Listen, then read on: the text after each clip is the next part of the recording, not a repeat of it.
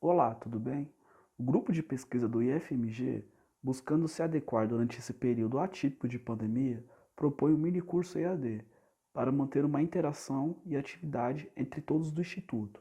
Com isso, apresentaremos este mini-curso sobre sensoriamento remoto. Vamos lá. Bom, para chegar na atualidade e ver as propostas futuras, primeiro precisaremos recapitular no ponto de vista histórico. A cartografia é uma prática fundamental desde os primórdios da humanidade, mas não em seu sentido mais contemporâneo. Portanto, as práticas de mapeamento eram essenciais para a caça e sobrevivência.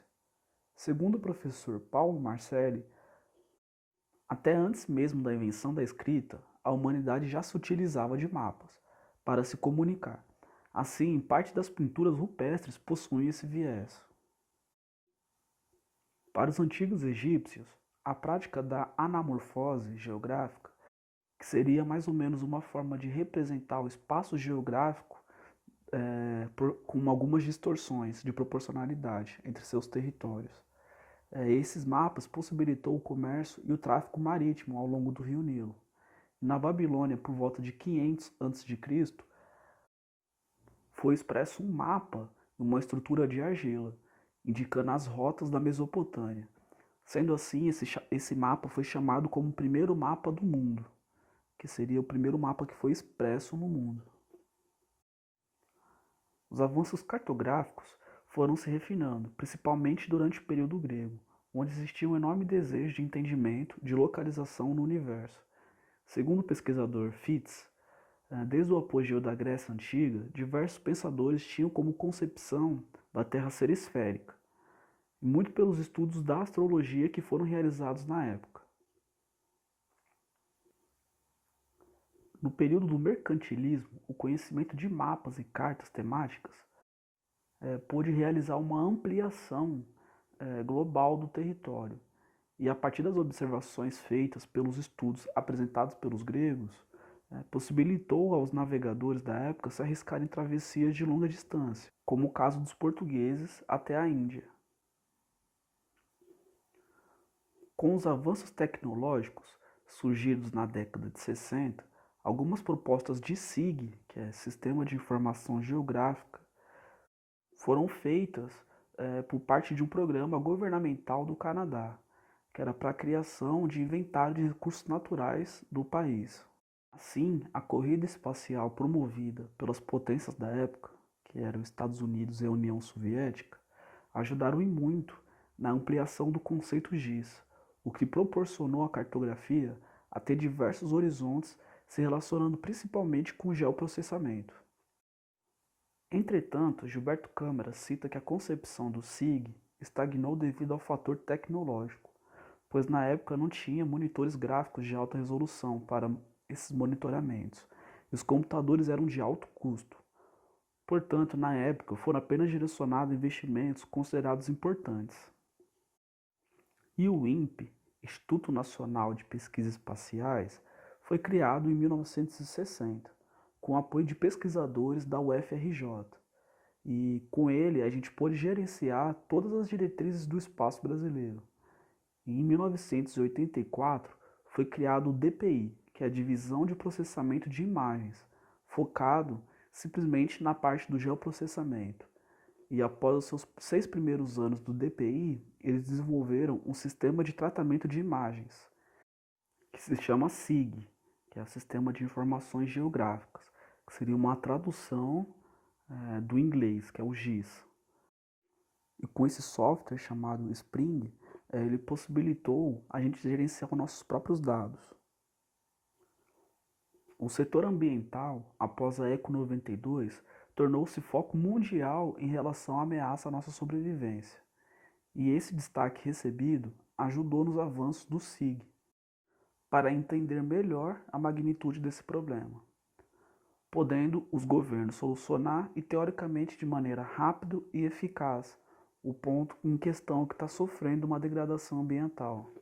E nesse contexto, o geoprocessamento e o sensoriamento remoto ele vem influenciando e muito nas áreas de cartografia, na análise de recursos naturais, no planejamento urbano e entre outros. Bom, a cartografia, ela busca apresentar um modelo de representação de dados para os processos que ocorrem no espaço geográfico. Já o geoprocessamento representa a área do conhecimento utilizando técnicas matemáticas e computacionais, e isso dentro de um software SIG ou GIS, na tradução, processando os dados que ocorrem nesse espaço geográfico. E o vínculo dessas duas faz entender a aplicação do GIS, podendo ser da forma vetorial ou de uma imagem georreferenciada, do tipo raster. Para não confundir os conceitos, é bom ter em mente essa distinção, que o geoprocessamento é o processamento de dados georreferenciados, e sua ferramenta permite fazer análises complexas e integrar os dados de diversas fontes, criando assim um banco de dados. Somente assim é possível automatizar a processação de documentos cartográficos. Já o processo de georreferenciar uma imagem é você fazer um mapa, ele se adequar ao sistema geográfico e conseguir transformar suas coordenadas conhecidas em um determinado sistema de referência. Geoprocessar é realizar a coleta de imagens ou pontos de uma região, seja por GPS geodésico, por drones ou até por imagem de satélites. Em certos tipos de mapeamento, o ideal é a realização através de sensoriamento remoto, que basicamente consiste no processo de obtenção de informações sobre alvos numa superfície terrestre, utilizando-se de um sensor, sem que haja contato com essa superfície. Esse mapeamento é feito por câmeras optoeletrônicas, capazes de fornecer, detectar e controlar a luz. As grandes nações buscam uma melhor posição ao entorno da Terra, para que possa cada vez mais realizar uma imagem precisa e com uma melhor resolução. Entretanto, essa busca faz com que atualmente tenha diversos satélites orbitando em volta da Terra, sejam eles ativos ou inativos, já que após o fim da operação deles, eles acabam se tornando lixos espaciais, substituído por satélites modernos e mais precisos. O funcionamento de um satélite ele é fundamental para entender a sua finalidade. Os três elementos fundamentais nele são o objeto de estudo, a radiação eletromagnética e o seu sensor. Pelo princípio da conservação da energia, quando a radiação eletromagnética incide sobre a superfície de um material, que no caso é a Terra, como na figura 18, essa radiação será refletida por essa superfície e poderá ser transmitida para um receptor através desse espectro. E as regiões recebidas possuem um intervalo, sendo que abaixo do vermelho está a região direcionada ao infravermelho e logo acima de azul está a ultravioleta. A radiação solar que reflete, ela é captada por sensores instalados no equipamento. Os sensores possuem um espectro que determina o valor de intervalo de cada luz recebida, variando dentro daquela escala apresentada, e o que define a capacidade do equipamento. Cada sensor é definido por uma banda, e são elas que separam cada região captada. E aí, dentro dessas bandas, você pode mesclar, ou seja, realizar uma interação entre elas para que você observe algo que se destaque uma cor maior. E claro que essa cor é definida dentro do espectro visível de luz. Antes de avançar nessa parte de mesclagem e composição das bandas, iremos falar um pouco sobre o satélite brasileiro, lançado em parceria com a China. Ele possui como destaque ter sido 50% produzido pelo Brasil e foi lançado em 20 de dezembro do ano passado, em 2019, em Taiwan, na China. De acordo com o INPE, o satélite ele possui 3 câmeras, uma multiespectral e panocromática de ampla varredura, uma somente multiespectral e uma imageadora de campos largos. Perceba que cada banda ela possui uma definição de valor limite entre elas, e esse valor é o que é definido de acordo com o espectro. E cada uma possui uma precisão diferenciada. Uma possui um valor de resolução maior e a outra menor, dependendo do que você deseja estar identificando no objeto.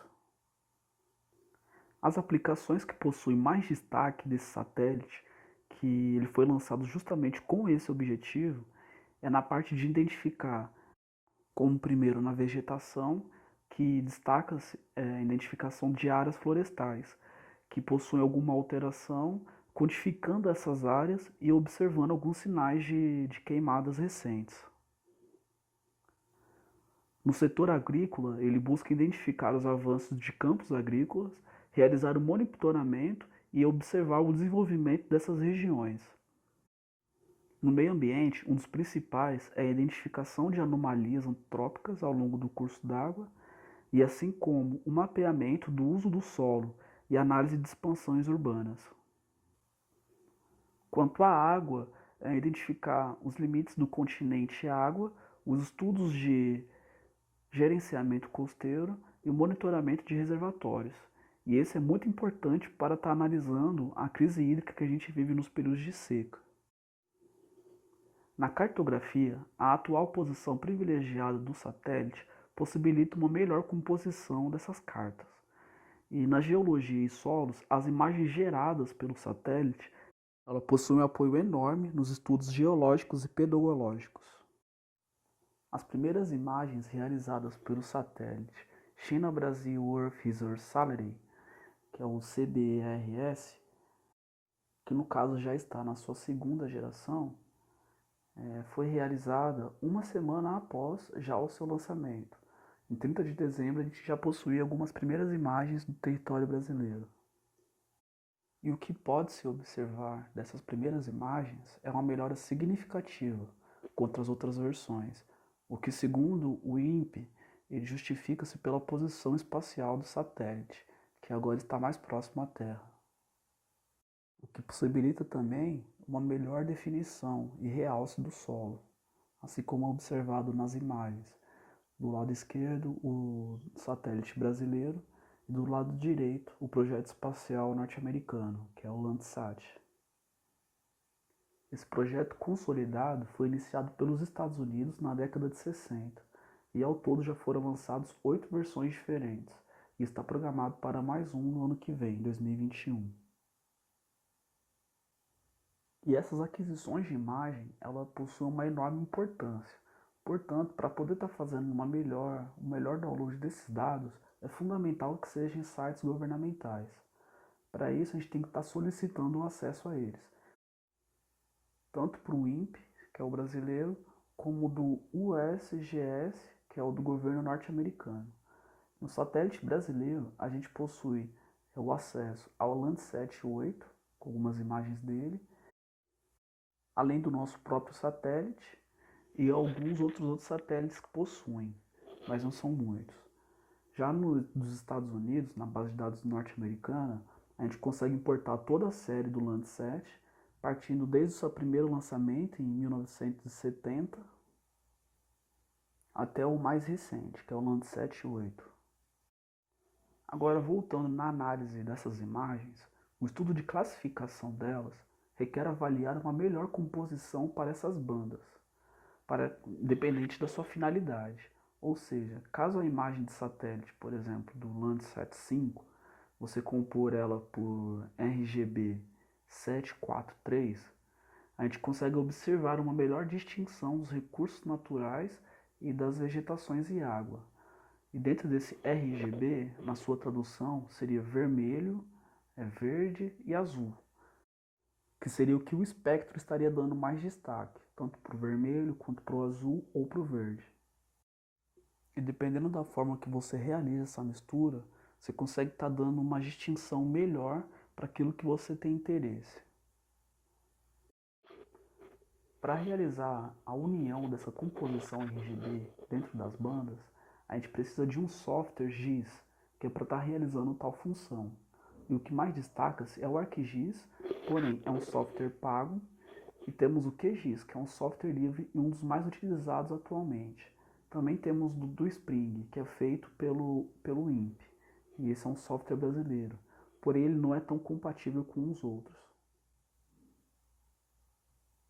O processo de mesclagem dessas imagens Lembrando que essas imagens são um tipo de arquivo chamado raster, ou seja, ele possui pixels com resolução, a gente pode estar unindo as bandas 7, 4 e 3, e assim dando um destaque maior para o solo, e podendo realizar como, por exemplo, o mapa de uso e ocupação do solo. Dentro da engenharia civil, uma das principais aplicações do conceito GIS é quanto ao gerenciamento e o planejamento urbano. Isso possibilita as cidades ter um desenvolvimento ordenado, e isso consegue levar a cidade para um status de uma cidade planejada. Um dos trabalhos que mais chamou a atenção durante a pesquisa foi um projeto onde realizaram um mapeamento do campus universitário de Lille, na França. Esse mapeamento, eles cadastraram e quantificaram as redes de drenagem e entre outros pontos de interesse. O objetivo desse cadastramento é poder gerenciar todos esses dados e assim permitir uma visualização dos dados operacionais, podendo, por exemplo, realizar uma manutenção prévia antes de gerar algum gasto público. E dentro dessa novidade também tem o ArcGIS Urban, que ajuda o crescimento urbano a ser mais organizado, podendo auxiliar em drenagem urbana, em saneamento básico ou em zoneamento urbano. E o uso de tudo isso tende a reduzir a questão de gastos públicos, sendo assim você poder estar investindo em outras áreas, como por exemplo saúde e educação. Nesse novo recurso, a ferramenta ela é o web, e esse ArcGIS Urban ele permite você ter o controle gráfico em 3D e você ter uma melhor tomada de decisão para o planejamento urbano. E uma dessas funções que mais chamou a atenção é o impacto gráfico que ele demonstra através do crescimento urbano e como isso estaria afetando o entorno dessa região. Um exemplo bacana que eu acabei encontrando é o de Bogotá, na Colômbia, onde o local ele possui um parque que está abandonado e poderia ser transformado numa zona empresarial. E esse tipo de alteração, você poderia estar prevendo ela dos impactos que ela poderiam estar gerando a algum longo prazo. Bom, do que poderia estar explicando um pouco sobre o sensoriamento remoto é isso, questão um pouco das nossas referências, e obrigado e até a próxima.